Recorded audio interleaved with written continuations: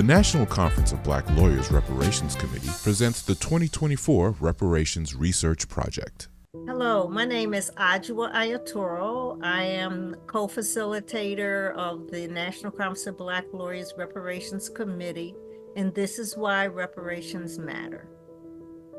My name is Shirley Traylor, and this is why reparations matters. My name is Deborah Jackson, and this is why reparations matter. My name is Nikichi Taifa, and this is why reparations matters.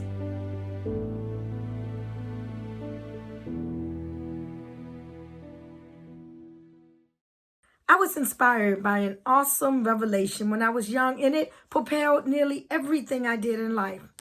Why I adopted an African name, why I became a lawyer fighting for justice.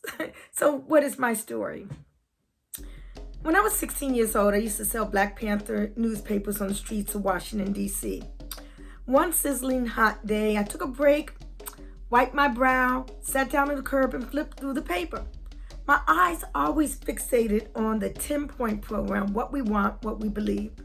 I just couldn't get the wording of point number 3 out of my head. We believe that this racist government has robbed us, and now we are demanding the overdue debt of 40 acres and 2 mules promised 100 years ago as restitution for slave labor and mass murder of Black people. We will accept the payment in currency, which will be distributed to our many communities. It was a magic that gave my rebelliousness definition. It was the concept of reparations. I joined the Reparations Movement many years ago out of an interest to better understand the need for accountability and to be part of an effort to establish accountability by governmental entities that have been responsible for the horrific treatment of Black people in the United States for centuries. I joined the reparations movement more seriously over the past 6 or 7 years. The history of reparations at NCBL is sometime in the 80s. Ajua Ayatoro began raising the question and raising the issue of reparations and brought that discussion to membership meetings. So at that time, which was about 7 years ago, I joined the Reparations Committee for NCBL and have been working with it ever since. I used to work for the Department of Justice many years ago, and I was walking back to my office from lunch, and it's on Pennsylvania Avenue and 10th Northwest, and the African National Reparations Organization had a poster up, I think was on the fence by where I work, and it had a picture of Uncle Sam, the traditional with the top hat and all that, pointing out saying, Black folks, U.S. owes you blank $1 trillion. And I said, yes. Reparations is intrinsically connected to Black liberation, to fully realizing democracy in this country. And the need and requirement for there to be recognition and acknowledgement of the history of slavery in this country in order to formulate programs of reparation is necessary and important. Democracy will not truly be achieved in this country until the country becomes aware of its slave history and the impact and harm it has generated on generations of African descendants. Our ancestors were kidnapped and transported as prisoners of war, enslaved, sold, castrated, raped, stripped of humanity, language, and culture. After emancipation, they were stripped of the right to self-determination, denied land, leased by prisons as convict laborers, subjected to Jim Crow segregation laws, stripped of the right to vote, forcibly sterilized, relegated to substandard housing, worsened by the denial of credit known as redlining, blocked from military benefits under the GI Bill, economically dispossessed, forced into the lowest paying jobs, bound to an inferior and false education, inundated with disparate health care, and imperiled to a mass incarceration unmatched in the world. The traumatic legacies from the enslavement era are ever present today. There is no statute of limitations on redressing human rights abuses, and that is why reparations matters. The United States government has had a history of providing reparations for other groups, specifically members of the Japanese American community, for their unjust internment during World War II, as well as making arrangements for indigenous communities that had their lands taken. Columbus Day was established as a federal holiday by President Benjamin Harrison in 1892 as a form of reparation for Italian Americans following the lynching of 11 Italian immigrants in New Orleans in 1891. Amid public outrage, Harrison sought to ease tensions with Italy and the Italian American community. The holiday was created to celebrate contributions of Italian immigrants by depicting Christopher Columbus, an Italian explorer, as essential to Euro-American identity. So there is both history and international precedents for reparations to be paid. When you have an injury that someone has consciously imposed on you, this was not by happenstance that our people were enslaved. It's not by happenstance that they had all these laws that said we were less than, could be treated as less than, the Jim Crow laws. It's not by happenstance that we look at the criminal punishment system, for example, and we see that Black people, particularly Black men, are sentenced to much harsher punishments for the same crime that white men do. That's not by happenstance. That just doesn't happen. Because if it just happens, then you just correct it. But it's embedded in the whole view of white supremacy, so-called white supremacy, and so-called Black inferiority.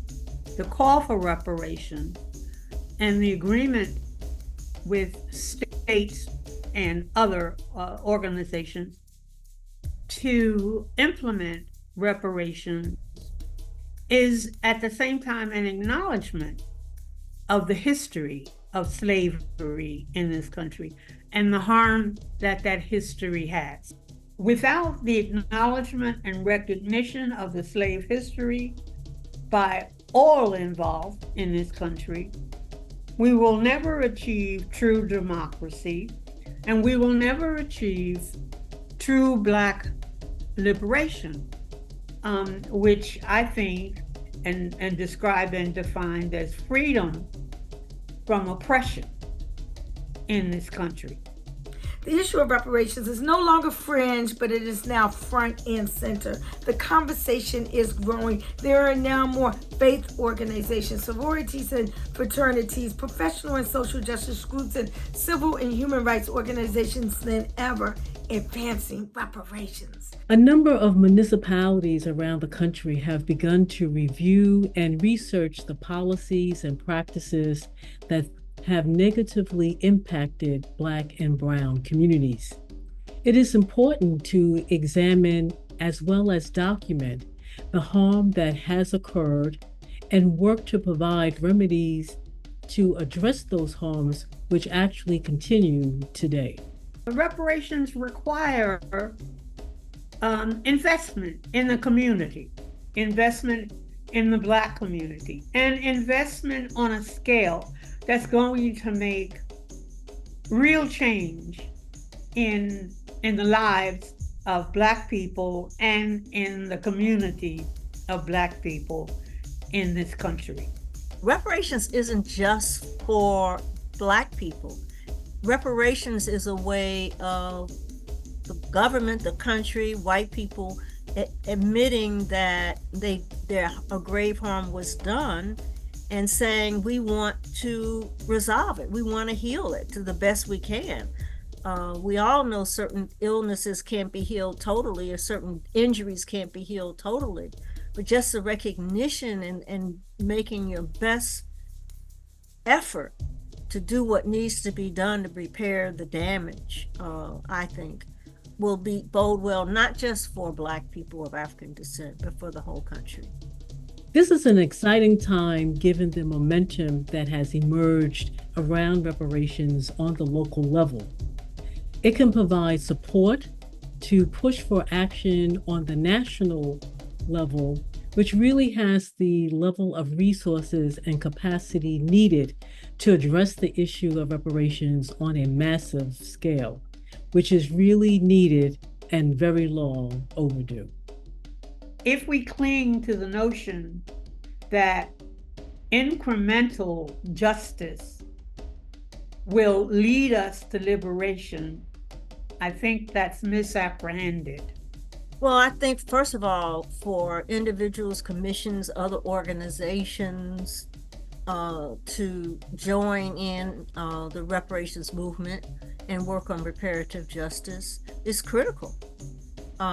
It's critical that we get as many people who, a lot of times people sit back and say, well, I support it. They may send a check or whatever support work, but we need people who are actively embracing it to be able to show legislators, both federal and as well as local, to be able to show others that this is an important issue, that you can't have a people that have been so tremendously injured by the arms of government as well as private corporations, but our primary focus is on government, to have that done. And we just say, oh, well, like some people say, let bygones be bygones. Well, the injury is still there. If we could let bygones be bygone if they were bygone, but they're not. We're living with it every day. Understand this. Reparations is arguably the only policy that comprehensively addresses the very crux of institutional and structural racism and inequity, the harms from government and related policies of the past that still manifest today in nearly every aspect of life. In essence, reparations is an issue whose time has come and fundamental to a long overdue reckoning of race in America. For more information about the National Conference of Black Lawyers Reparations Research Project, please visit our website at ncbl.org/reparations-2024. Thank you.